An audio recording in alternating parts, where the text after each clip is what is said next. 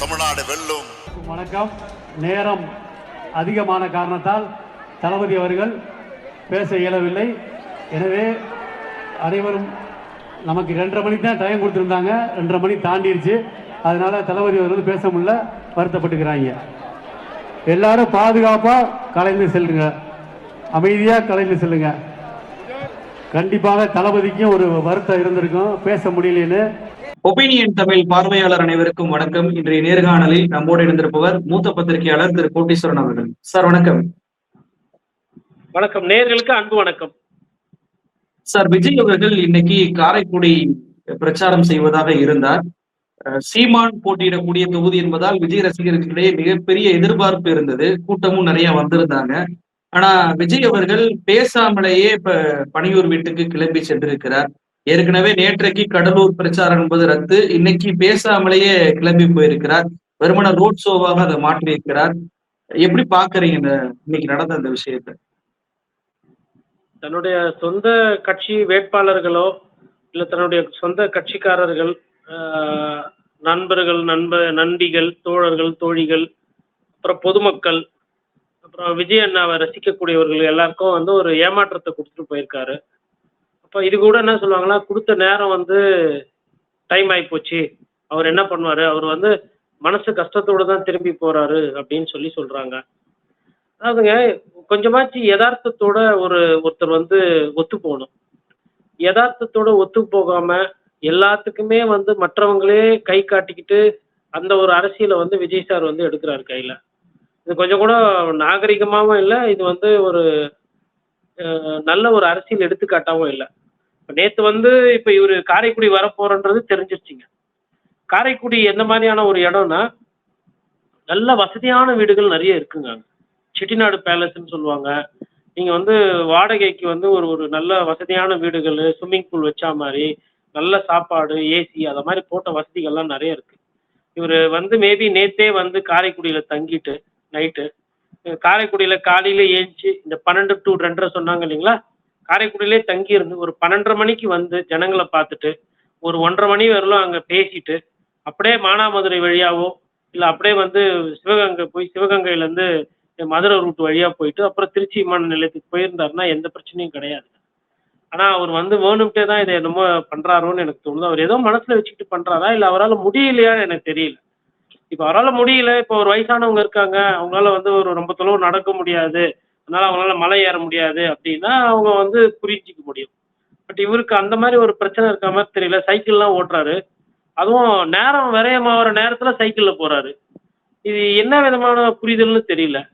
இப்போ சைக்கிளில் ஒரு மாணவன் போகிறான், இப்போ தேர்வு எழுதணும், 10:30 மணிக்கெலாம் எக்ஸாம் ஹால் மூடிடுவாங்க அப்படின்னா அந்த மாணவன் மேபி ஒரு 10:15க்கு சைக்கிளில் போனால் தெரியாதுன்னு நினச்சா சைக்கிளை எங்கேயோ ஒரு இடத்துல விட்டுட்டு கூட பூட்டிட்டு கூட அங்கிள் மாதிரி எக்ஸாம் டைம் ஆகி போச்சு, எனக்கு ஸ்கூலில் கொஞ்சம் விட்டுருங்க அங்கிள், டைம் ஆயிடுச்சுன்னு போனாங்கன்னா இப்போ அந்த மாணவன் ஓகே அந்த சூழ்நிலைக்கு ஏற்றாற்போல் இந்த மாணவன் செயல்படுறான்னு நம்ம புரிஞ்சுக்க முடியும்.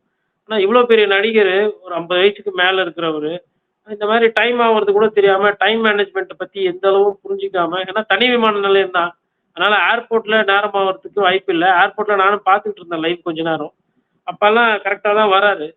ஒரு சாருக்கு 100 கிலோமீட்டர் கவர் பண்ணுறதுக்கு 3 மணி நேரம் பத்தலை, அதான் பிரச்சனை. அப்போ 100 மணி நேரத்தில் 3 கிலோமீட்டர் பத்தலைன்னா வண்டி 35 கிலோமீட்டர் வேகத்தில் தான் போகுது. அப்போ வழக்கமாக போகக்கூடிய அந்த வேகமோ அதுவோ இன்னொன்று விஜய் ரசிகர்கள் நம்பி நீங்கள் அவ்வளோ வேகமாகவும் போக முடியாது. யார் குறுக்கில் பாய்வாங்க, யார் பூஸ்டிக்காய் தூக்கி உடைப்பாங்கன்னு உங்களுக்கு தெரியாது. இப்போ இன்னைக்கு நடந்ததெல்லாம் பார்க்கும்போது என்னென்னா, ஒரு ரசிகர்களுக்கு எப்படி வேணால் போட்டோம். இப்போ கூட நீங்கள் அவங்க ரசிகர்கள்கிட்ட போய் கேட்டால், விஜய் நான் கிட்ட பார்த்தோம், ஒரு வாரத்தை பேசிட்டு போயிருந்தா நல்லாயிருக்கும் அப்படின்னு அவங்க சொல்லுவாங்க. அவங்க விட்டு கொடுக்க மாட்டாங்க. பட் ஆனால் பொதுமக்களுக்கு அப்படி கிடையாது. பொதுமக்களை பொறுத்தவரையிலும் ஒரு ஓட்டை கூட ஒழுங்காக கேட்க முடியல அப்படிதான் பேசுவாங்க. ஒரு பிரச்சாரம் கூட ஒழுங்காக பண்ண முடியல. சொந்த அந்த விஜயோட அந்த வேட்பாளர் இருக்காருங்க பாருங்க, காரைக்குடியில் பிரபுன்னு சொல்லிட்டு, கிட்டத்தட்ட 10 மாசமா ராப்பகலாக உழைச்சிக்கிட்டு இருக்காங்க. மற்ற வேட்பாளர்களை விட அதிகமான செல்வாக்கு படைத்த ஒரு வேட்பாளர். நான் கூட ஒரு 2 நாள் போய் தங்கியிருந்தேன் காரைக்குடிலையும் சிவகங்கையிலையும். அப்போ பேசும்போது அங்கே இருக்கிற நிர்வாகிகளாம் இல்லை பிரபு நல்லா பண்ணுவார் அப்படின்ற மாதிரி இளைஞர்கள்லாம் சொல்கிறாங்க. அங்கே செல்வாக்கு மிகுந்த வேட்பாளர்கள் அதிகம். 4 பேருக்குமே செல்வாக்கு இருக்குது. அங்கே தேர்போகி பாண்டிக்கும் செல்வாக்கு இருக்குது, காங்கிரஸோட சட்டமன்ற உறுப்பினர் மாங்குடிக்கும் செல்வாக்கு இருக்குது, நாம் தமிழர் கட்சி அண்ணன் சீமானை பற்றி நீங்கள் கேட்கவே வேணாம். அவர் எந்த மாதிரி பிரச்சாரம் பண்ணுவார், எப்படியெல்லாம் கொண்டு போவார். அப்ப எல்லாருக்கும் வந்து ஒரு ஒரு செல்வாக்கு இருக்கிற ஒரு இடத்துல போயிட்டு இவரு ஒரு மக்கள் கிட்ட ஒரு கையெடுத்து ஒரு ஓட்டு கேட்கணுன்ற அந்த ஒரு அடிப்படை கூட ஒரு பிளான் பண்ண தெரியலன்னா இது என்ன மாதிரியான தலைமைன்னு எனக்கு புரியல. அப்ப எதுக்கு உங்களுக்கு பர்மிஷன்? அவருக்கு என்ன அதாவது அவர் வந்து அந்த கால் ஷீட் குடுக்குறாரு. 3 மணி நேரம், 4 மணி நேரம், இல்ல 2 மணி நேரம். அதுக்குள்ள என்ன பண்ண முடியுமோ பண்ணிட்டு, அதுக்கப்புறம் இந்த புரொடியூசர் கிட்டலாம் சொல்லுவாங்கல்ல, பேக்கப் அப்படின்னுவாங்கல்ல. இப்ப இன்னைக்கு அவர் என்ன பண்ணிடுறாருன்னா, பேக்கப் பண்ணிட்டாரு. இப்ப டைரக்டருக்கு போயிட்டு என்ன பண்ணணும்னா, அசிஸ்டன்ட் டைரக்டர் கிட்ட, அப்புறம் அந்த கேமராமேன் கிட்ட, அதுக்கப்புறமா வந்து அங்க இருக்கிற ஸ்டண்ட் மேன் கிட்டலாம், "சார், ஹீரோ சார் பேக்கப் சொல்லிட்டார் சார்." "அப்பா என்னப்பா ஷாட்டே எடுக்கலையேப்பா?" "அவ்வளோதான் சார். 3 மணி நேரம் கால் ஷீட் முடிஞ்சிச்சு சார். சார் கேரவானுக்கு போயிட்டார் சார்ன்னுவாங்க." அதே வேலையை இன்னைக்கு இங்க பண்ணியிருக்கிறாரு. இப்போ வந்து நிறைய பேர் ஒரு சிலர் வந்து முட்டை குடுப்பாங்க. சொல்லுவாங்க, இது வந்து அவருக்கு வந்து டைம் குடுக்கல. அவருக்கு வந்து சாலை வந்து கிளியர் பண்ணி குடுக்கல.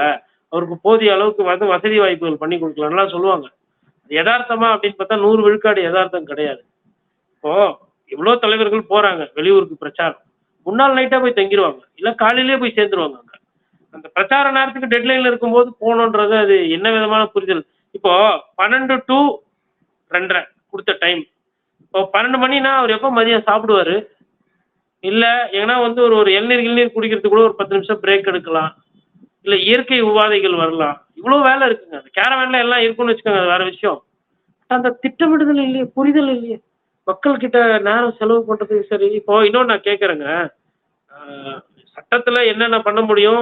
எது ஓரளவுக்கு பிரச்சனை, ஓரளவுக்கு பிரச்சனைன்ற அந்த புரிதலோட தான் நான் இப்போ ஒரு விஷயம் சொல்லப் போறேன். விஜய் சார் வந்துட்டு இப்ப அங்க போயிட்டாரு.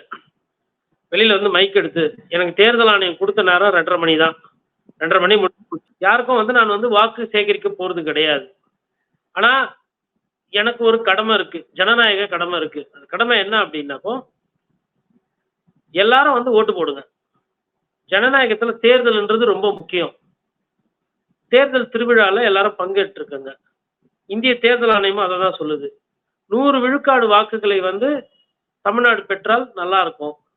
அதனால எல்லாரும் வந்து ஓட்டு போடுங்க. ஜனநாயகப்படி ஓட்டு போடுங்க. ஓட்டுக்கு காசு வாங்காதீங்க. உங்க மனசாட்சி பிரகாரம் ஓட்டு போடுங்க. நல்லதே நடக்கும். ஆ நான் போயிட்டு வரேன். அப்புறமா வந்து இன்னொரு நாள் உங்கள சந்திக்கிறேன். அப்டின்ட்டு போயிட்டு இருந்தா கூட, இந்த 1 1/2 நிமிஷம், 1 நிமிஷம் பேசுறாரு பாருங்க. சொல்லிட்டு, தேர்தல் ஆணையத்துக்காக இது என்னோட அன்பு கோரிக்கை. தேர்தல் ஆணையத்துக்காக நான் இத சொல்றேன். இந்த விஷயம் வந்து கலெக்டர் சொல்லலாம், எஸ்பி சொல்லலாம், தேர்தல் ஆணையர் சொல்லலாம். இப்போ உங்க விஜய் அண்ணன் சொல்றேன். எல்லாரும் போய் தேர்தல்ல ஓட்டு போடுங்க. ஊர்ல இருக்க எல்லாரையும் அவங்க அவங்களுக்கு எது எதுக்கு அது கூட வேணாம். எல்லாரையும் போய் ஓட்டு போட சொல்லுங்க. அவங்க மனசாட்சி பிரகாரம் நேர்மையான முறையில, நியாயமான முறையில போய் எல்லாரும் ஓட்டு போடணும். அப்படின்னு ஒரு அன்பு கோரிக்கை. எனக்கு வந்து நேரம் இல்ல. நான் பிரச்சாரம் பண்ணக்கூடாது. பிரச்சாரம் பண்ண முடியாது. மன்னிக்கணும் அப்படின்ட்டு போயிருக்கலாம். Presence of mind sir.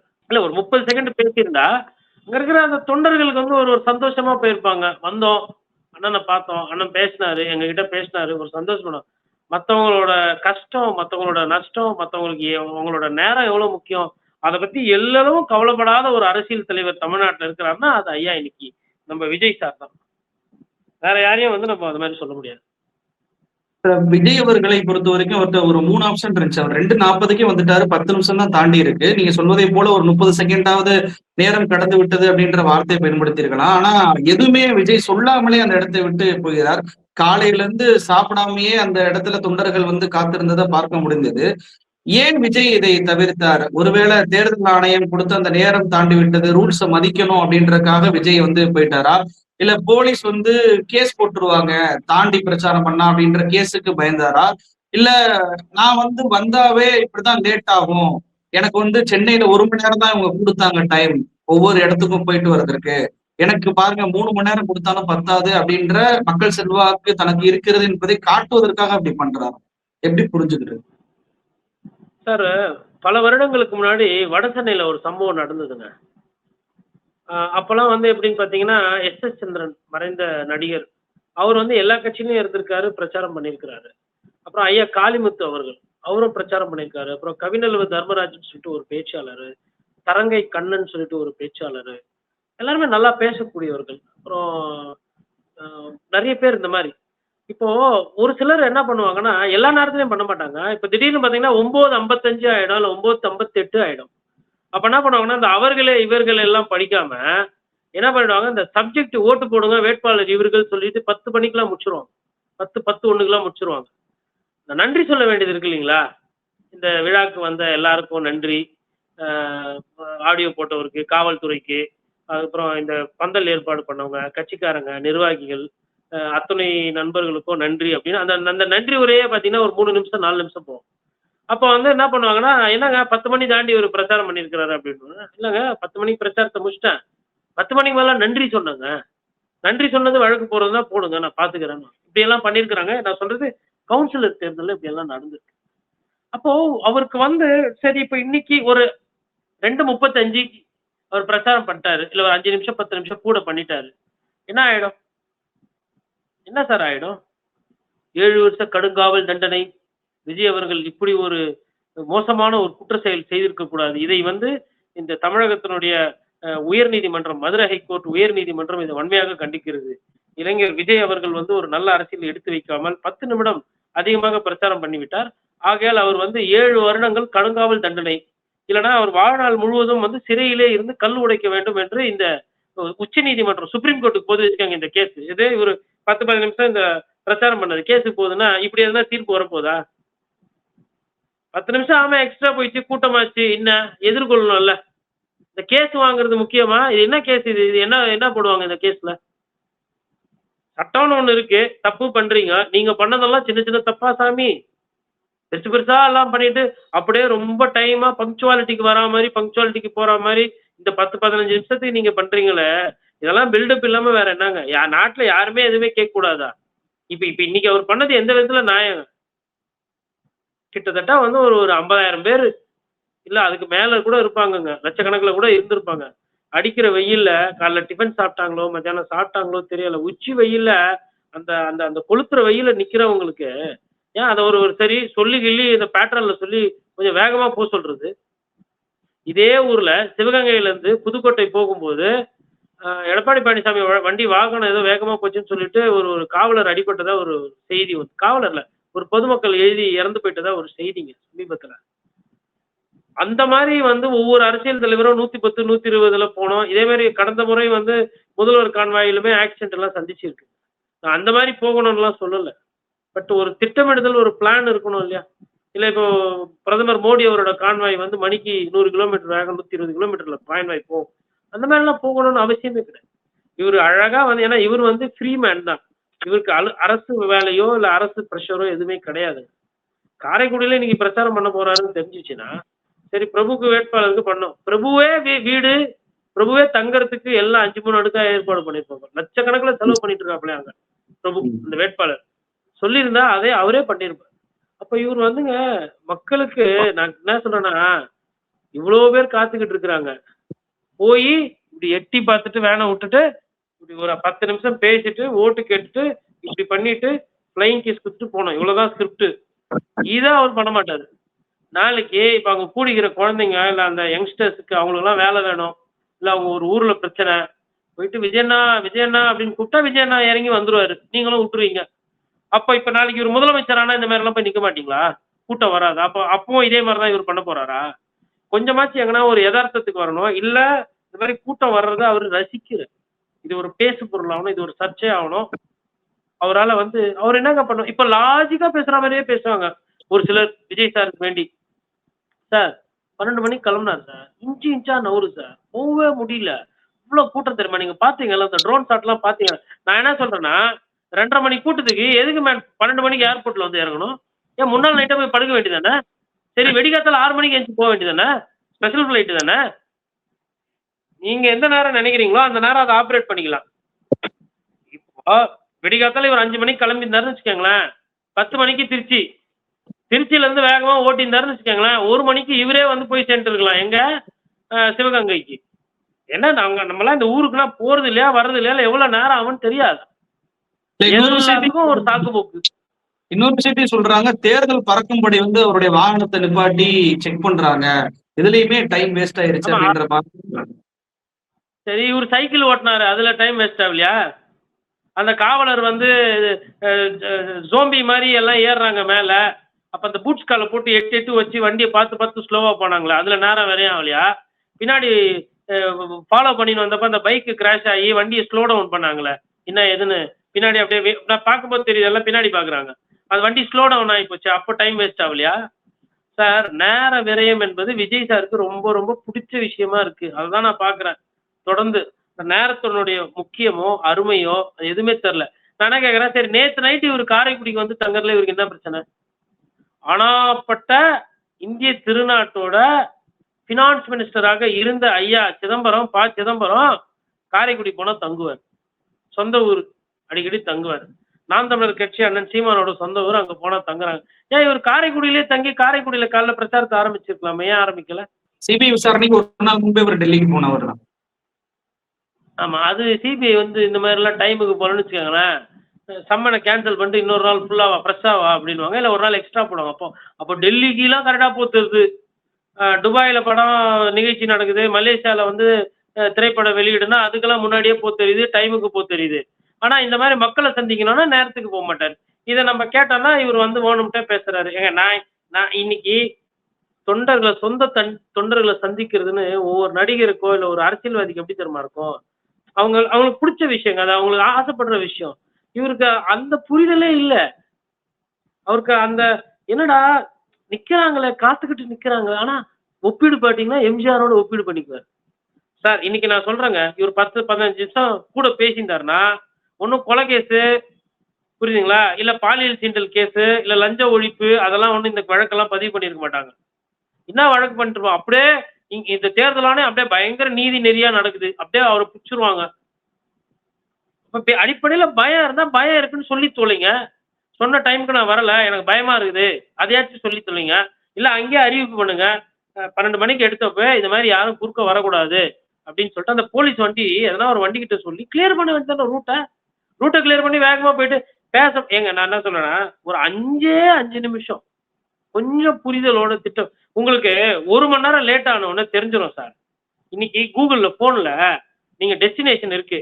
நீங்க எங்க போய் சேரணுமோ அந்த இடத்து பேரை டைப் பண்ணி உங்க லைவ் லொகேஷன் டேக் பண்ணீங்கன்னா எவ்வளவு நேரத்துல நீங்க அங்க போக முடியும்னு காட்டும் டிராபிக்ல.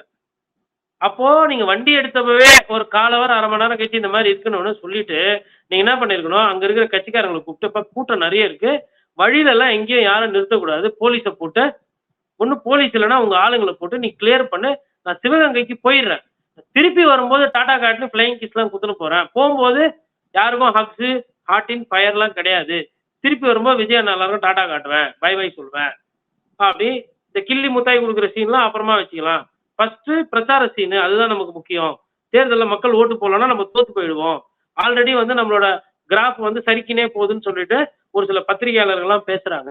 அவங்க வாயில வந்து அடைக்கணும், அவங்க முகத்துல கரியை பூசணும். அதனால நம்ம என்ன பண்ணோம்னா நம்ம உழைப்பு உழைப்பு உழைப்பு பாத்துக்கலாம். எறும்பு மாதிரி எறும்பு எப்படி கஷ்டப்படுமோ அதை விட ஒரு படி மேல போய் அந்த இந்த 2 அறிவு 3 அறிவு எறும்பு பண்ணாத ஒரு உழைப்பை வந்து விஜய் அண்ணா வந்து காட்ட போறாரு. அதனால கான்வாய் ரூட்ல வந்து கிளியரா இருக்கணும். போலீஸை நம்பாதீங்க, போலீஸ் வந்து நமக்கு ஹெல்ப் பண்ண மாட்டாங்க, நம்மளே வேகமா அந்த இடத்துக்கு போயிட்டு முடிச்சுட்டு பிரச்சாரம் பண்ணிடணும் அப்படின்னு சொன்னா புரிஞ்சு போச்சு. சரி இல்ல தேர்தல் நடத்த அதிகாரி கிட்ட போயிட்டு இந்த மாதிரி ஒரு 1/2 hour ரிக்வெஸ்ட் வேணும், யாராவது கேட்டிங்களா? இல்லை ஒரு 1/2 மணி நேரம் எக்ஸ்ட்ரா கேட்டிங்களா? இதில் கூத்து தெரியுங்களா, ஒரு இடத்துக்கு வந்து உதயநிதி ஸ்டாலின் பர்மிஷன் கேட்டாராம். சாரு கேட்டாருன்னு சொல்லிட்டு அவருக்கு பர்மிஷனை கேன்சல் பண்ணிட்டாங்களாம். அவரு போகிறவரு அவர் போயிட்டு நான் லேட் ஆயிடுச்சு, நான் ஷூட்டிங்கில் இருந்தேன், என்னை பார்க்கறதுக்கு எல்லாம் வைப்ஸ் பண்ணாங்க, டான்ஸு சாங்கெல்லாம் ஆட்டு வரேன்னுலாம் சொல்ல மாட்டாப்புல. அவர் போயிட்டு அங்கே போயிட்டு திராவிட கட்சி திராவிட முன்னேற்ற கழகம் அது இது பிரதமர் மோடி அப்புறம் 2000 ரூபா நாங்கள் ஆட்சிக்கு வந்தால் கொடுப்போம், இளைஞர் நலன் ஏதோ ஒரு ஒரு அரசியல் ரீதியாக அவர் ஒரு பிரச்சாரம் பண்ணிட்டு போயிருப்பாரு. இவருக்கு வேண்டி தேர்தல் ஆணையம் அவருக்கு எந்த பர்மிஷன் கொடுக்கலையா? கேட்டால் இவர் ஃபர்ஸ்ட் கேட்டாராம். இப்படி இருக்கு பாருங்க நிலைமை. அப்போ அப்பேற்பட்ட ஒரு தேர்தல் ஆணையம் இன்னைக்கு பர்மிஷன் கொடுத்தும் பயன்படுத்திக்காத விஜய் அவர்களை வந்து நான் என்னன்னு சொல்றதுன்னா, அவர் தொடர்ந்து ஏமாற்றத்தை கொடுத்து கொண்டிருக்கிறார் அவரோட தொண்டர்களுக்கு. ஆனா அவர்கள் தொண்டர்கள் வந்து இதையும் வந்து விஜய் அண்ணா எங்களை ஏமாத்தலாம், விஜய் அண்ணா எங்களை என்ன வேணா பண்ணலாம் அப்படின்ற மாதிரி தான் அவங்க இருப்பாங்க. பட் பொதுமக்கள் அப்படி இருக்க மாட்டாங்க. பூத் ஸ்டாலால மிதிப்பதை பற்றி சொன்னீங்க. அது வந்து ஒரு மனித உரிமை மீறல் இல்லையா சார்? அவர் வந்து மிதிக்கிறார், எடுக்கலன்னு தெரிஞ்ச உடனே அது கை மேலேயே விரல் மேலே ஏறி வந்து நிற்பதையெல்லாம் பார்க்க முடியுது. பக்கத்திலேயே தான் விஜய் இருக்கிறார். இதெல்லாம் மொழிபெயர்ப்பாவது தனக்கு எதிராக திரும்ப என்பது கூட விஜய்க்கு தெரியலையா? இல்லை நாங்கள் தான் பேப்பர்லாம் பார்க்கறது இல்லையே, நியூஸ்லாம் பார்க்கறது இல்லையே, பார்த்தா தானே இதெல்லாம் எங்களுக்கு தெரியும். எதுக்கு பார்த்தா வந்து இது பண்ணுவாங்க. இப்போ ஒன்றும் கூட கேளுங்க, பத்திரிகையாளர் சந்திப்பு நீங்க தடுக்க முடியாது 2:30 மணிக்கு மேல. வந்துட்டு வெளியில எங்கனா யாருமே கூட்டம் இல்லாத இடத்துல திடீர்னு ஒரு வண்டிய போட்டு கூட இல்ல இன்னொன்னு பாருங்க. அ லல்லு பிரசாத் யாதவ், அதுக்கப்புறமா வந்து உங்களுக்கு சிவராஜ் சிங் சௌஹான், அதுக்கப்புறம் தேஜஸ்வி, அதுக்கப்புறமா வந்து முதலமைச்சர் ஸ்டாலின் அவர்கள், அப்புறம் எடப்பாடி பழனிசாமி. இவங்கலாம் அவங்க போறாங்க இல்லைங்களா பஸ்ஸு, அந்த பஸ்ஸுலயே பேட்டி குடுத்துன்னு போவாங்க. பார்த்துருக்கீங்களா? பத்திரிகையாளர்களுக்கு அந்த பஸ்ஸுலயே நாட்டு மக்களுக்கு என்ன செய்தி சொல்லணுமோ அத சொல்லிருப்பாங்க. இப்ப இவரு வந்துட்டு போயிட்டாரு. அங்க ஒரு 5 நிமிஷம் இல்ல ஒரு 2 நிமிஷம் பேசிட்டு, ஒரு 4 பத்திரிகையாளர்கள கூப்ட்டு வண்டியில போட்டு, "வண்டியிலேயே நீங்க லைவ் பண்ணுங்க." அப்ப நான் என்ன கேட்கிறேன், அந்த வண்டியில என்னதான் இருக்குது? என்ன என்ன என்னத்த வந்து மறைக்கிறீங்க? இல்ல என்னத்த வந்து அதுதான் மேபி தேர்தல் ஆணையம் வந்து பார்த்துருக்குது பொழுது இன்னைக்கு. பட் அத தாண்டி வந்து இந்த தேர்தல் ஆணையத்துக்கும் வந்து ஒரு என்ன சொல்றது, கடமை கண்ணியத்துக்கு ஒரு கட்டுப்பாடே கிடையாது அவங்களுக்கு. போறவங்க காசு வச்சுனா போவாங்க விஜய் வண்டி. அவரே டைம் பார்த்து எப்படா யாராவது லேட் பண்ணுவா அப்படியே நம்ம திருப்பி வீட்டுக்கு போயிடலாம். அவருக்கு என்னன்னா சார், இப்போ நீங்க ஒரு நிகழ்ச்சிய முடிச்சு குடுக்கணும்னு நினைச்சீங்கன்னு வச்சுக்கோங்களேன், அவங்க நிகழ்ச்சி அமைப்பாளர் வந்து 3 மணி சொன்னா உங்களால 3 மணிக்கு பண்ண முடியாது. நான் கூட வந்து நெறைய இடத்துல வந்து ஒரு ஒரு சிறப்பு விருந்தினரா நெறைய நிகழ்ச்சிக்கு போயிருக்கேன். நமக்கு தேதி வாங்கும்போது என்ன சொல்லுவாங்கன்னா 4 டூ 5ன்பாங்க. சம்டைம்ஸ் 5 டூ 7ன்பாங்க. ஆனா போனா அங்க 5 மணிக்கு பார்த்தா அப்பதான் ஸ்பீக்கர் கட்டின்னு இருப்பாங்க. சேர் எடுத்து போட்டுன்னு இருப்பாங்க. நமக்கு கொஞ்சம் ஒரு மாரி இதுவா இருக்கும். பாதி நிகழ்ச்சி டைமுக்கு ஆரம்பிச்சுருவாங்க. ஒரு சிலர் அப்பதான் ஆரம்பிப்பாங்க. 7ன்றது 8 ஆயிடும். இப்ப இதே நான் வந்து கோச்சிக்கின்னு போற மாரி இருந்தா நான் 7 மணிக்கெல்லாம் வீட்டுக்கு போயிடலாம். ஆனா நிகழ்ச்சிய முடிச்சு குடுக்கணுன்ற எண்ணம் வந்துச்சுன்னா 8 ஆகும், 9 ஆகும். அது மாரி விஜய் சாருக்கு என்னைக்குமே நிகழ்ச்சிய முடிச்சு குடுக்கணுன்ற எண்ணமே கிடையாது. நான் சொன்னேன் இல்லைங்களா, பேக்கப் அவ்வளோதான். எத்தன மணி டூ எத்தன மணி அப்படின்னோன்னா, ஒரு சார் 12 டூ 2:30, 2:35 பேக்கப் அவ்வளோதான். அது மாரி பேக்கப் பண்ணி கிளம்பிட்டாரு. மக்களும் வந்து இதெல்லாம் பார்க்கணும். மக்களுக்கு வந்து எவ்வளோ நடிகர்கள்லாம் இருந்திருக்கிறாங்க, எவ்வளோ அரசியல்வாதிகள் இருக்கிறாங்க. ஜனங்களோட நேரத்த இப்படி யாரும் விரயம் பண்ணி வீணடிச்சது இல்லங்க. அதாவது இப்ப அந்த அந்த பசங்கள்லாம் வந்து நின்னாங்க இல்லைங்களா, இந்த சிறுவர்கள், இளைஞர்கள்லாம். அவங்களுக்கெல்லாம் வந்து என்ன சொல்றதுன்னே தெரியல. அவங்க எதுக்காக வந்தாங்க? விஜய் பார்க்கணும்னு வந்தாங்க. பார்த்துட்டாங்க, போயிட்டாங்க. விஜய் அண்ணா பேசலன்னா, விஜய் அண்ணா பார்த்தாவே போதும். பார்த்தாவே அது அப்படியே பவர் அப்படியே அது இந்த கண்லேருந்து அப்படியே போகும். அதிலேயே அப்படியே டிரான்ஸ்ஃபர்மேஷன் ஆயி, எனர்ஜி ஆயி எல்லாம் பிரச்சாரத்துக்கு போயிடுவாங்க. வேட்பாளர் கை தூக்கி புடிச்சாராம். படத்துல பண்ற மாரியே பண்ணிட்டு இருக்குது. ஏன் காலையில வேட்பாளர் வீட்ல தான் போய் சாப்பிடுறது. ஒண்ணும் ஏழைலாம் கிடையாது அவரு. ஏழைன்னா ஓகே ரைட்டு குடிசை வீடா இருக்கும். போய் தங்க முடியாது எம்ஜிஆர் மாரி. இல்ல ராகுல் காந்தி போயிருக்காருங்க. ராகுல் காந்தி போயிட்டு, "ஓ இட்லி, ஓ பொங்கல்" அப்படிலாம் பண்ணிக்கிறாரு. ராகுல் காந்திக்கு இல்லாத செட் பிளஸ் செக்யூரிட்டியா? இல்ல கூடாத கூட்டமா? இவரு சும்மா இது இது ஷோ அரசியல் பண்றாரு. இது ரொம்ப நாள் ஓடாது. 23ஆம் தேதிக்கு அப்புறமா இதற்கு வந்து எந்த விதமான முகாந்திரமும் இப்ப இன்னைக்கு போடுற லைவ்லாம் கூட குறைச்சிருவோம். தேர்தல் நாளுன்றதால அந்த லைவ்லாம் போட்டு ஒரு பேசு பொருள் இருக்கு. இப்போ இன்னைக்கு இந்த கூட்டத்த செய்தியோ, ஊடகமோ காட்டவே இல்லன்னா என்ன ஆகும்? இவரு பண்ற அரசியலுக்கு வீடு வீடா போயி செய்யாத அரசியலு, வெறும் இந்த காட்சி ஊடகத்த வச்சியும், இந்த புகைப்படம், இந்த வீடியோ வச்சு தான் ஓடுது. சமூக வலைதளம் வச்சு. இப்போ இத வந்து ஒரு லெவலுக்கு மேல இந்த சமூக வலைதளத்திலயோ, இல்ல இந்த ஊடகத்திலயோ இவர பத்தி பேசு பொருளே இல்ல அப்டின்னா, இவரோட அரசியல் வந்து அதோட அஸ்தமனம் ஆயிடும். இவர் பண்றது ரொம்ப டேஞ்சரான அரசியல். அதனால அவருக்கே பெரிய நஷ்டம் வரும். அவருக்கே பெரிய பாதிப்பு வரும். இப்ப பார்த்தீங்கன்னா, சமீபமா இந்த ஒரு ஒரு 10 நாளா திமுக தலைவர் ஸ்டாலின் ஃபர்ஸ்ட்ல இருந்தே பேசுறதில்ல. எடப்பாடி பழனிசாமி அவர்கள்ட்ட பத்திரிகையாளர் கேட்டா விஜய் பத்தி எதுனா சொல்லுவாரு. 2 பேருமே தாவேக்கான்ற பேச்சே பேசுறதில்ல. யாருமே விஜய் அவர்களை கண்டுக்கிறதே கிடையாது. "நீ என்ன வேணுமோ பண்ணிக்கப்பா. உன் இஷ்டம்ப்பா. நீ எப்படின்னா போ, வா. நீ மக்களே சந்திக்க முடியாது. அதனால எங்களுக்கு கவலை இல்லன்ற" மாரி அவங்க 2 பேரும் போயிட்டாங்க. தனியா வழிய பார்த்துட்டு. அதனால விஜய் சார் வந்து அவ்வளதான். இன்னைக்கு ஒரு நாள் வேஸ்ட்டு. இன்னைக்கு பேசியிருந்தாரு, ஒரு ஊழல சொல்லியிருந்தாரு. இல்ல திமுகவுக்கு ஒரு நெருக்கடி, இல்ல அதிமுகவுக்கு ஒரு நெருக்கடி, இல்ல பாஜக ஒரு கேள்வி கேட்டிருந்தாருன்னா, அடுத்த 2 நாள் பேசு பொருளாயிருக்கும். ஒரு தாவேக்கா வந்து இந்த கேள்வி கேட்டிருக்காருன்னு. நன்றி. இப்ப நான் கூட வந்து இப்ப என்ன பேசுறதோன்னு நெனச்சுக்கிட்டு இருந்தேன். நெஞ்சார்த்த நன்றி விஜய் சாருக்கு. பேசாம போனதுக்கு. இப்படியே நம்ம சொல்லாமலே படத்துல வந்துட்டு இவரு லிவிங்ஸ்டன் நாக்க கட் பண்ணிக்குவாரு. கையிலேயே காட்டி வச்சிருப்பாரு. அந்த மாரி எதனா திட்டம் வச்சுக்கிறாரா என்னன்னு தெரியல. இல்ல அடுத்த முறைலாம் மாஸ்க் போட்டுன்னு வருவாருன்னு நெனைக்கிறேன். தெரியலங்க. அவரு ஒரு சுத்தமா ஒரு வெளிப்படைத்தன்மை இல்லாத ஒரு தலைவராக மாறிக்கொண்டிருக்கிறார்.